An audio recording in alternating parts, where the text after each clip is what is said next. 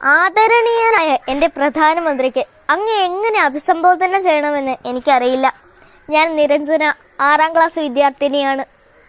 ഇങ്ങ് കേരളത്തിൽ തിരുവനന്തപുരം ജില്ലയിൽ ചിറയിൻകീഴ് ആനത്തലവട്ടത്ത് ഞങ്ങൾക്കൊരു ശനീശ്വര ക്ഷേത്രമുണ്ട്.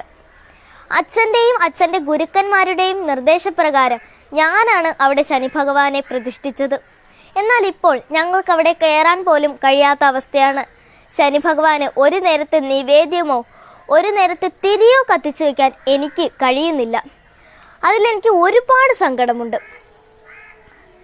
കോടതിയുടെ സ്റ്റേ ഓർഡർ ലംഘിച്ചുകൊണ്ട് ഒരു കൂട്ടം ആളുകൾ അവിടെ വിലപിടിപ്പുള്ള പൂജാ സാധനങ്ങളും ഔഷധ സസ്യങ്ങളും എല്ലാം തകർത്തെറിഞ്ഞു. മുഖ്യമന്ത്രിക്കും മറ്റു ഉന്നത ഉദ്യോഗസ്ഥർക്കും ഒരുപാട് തവണ പരാതി നൽകിയിരുന്നു. ഇതുവരെ ഒരു നടപടി പോലും ഉണ്ടായിട്ടില്ല. 3 വർഷക്കാലമായി കോടതിയിൽ നിലനിന്ന് വരുന്ന കേസാണിത്. ഇതുവരെ ഞങ്ങൾക്കൊരു നീതി പോലും ലഭിച്ചിട്ടില്ല.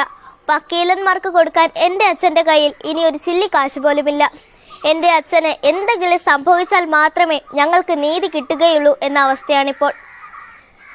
അങ്ങയുടെ പേരിൽ ബാങ്ക് ബാലൻസോ ഭൂമിയോ ഒന്നുമില്ലെന്ന് സമൂഹ മാധ്യമങ്ങളിലൂടെ ഞാൻ അറിഞ്ഞു.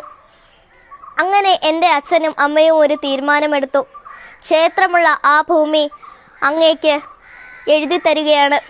അങ്ങനെയെങ്കിലും എൻ്റെ ശനീശ്വര ഭഗവാന് ഒരു നേരത്തെ നിവേദ്യവും ഒരു നേരത്തെ തിരിയും കത്തിച്ചു വെക്കാൻ കഴിയുമല്ലോ.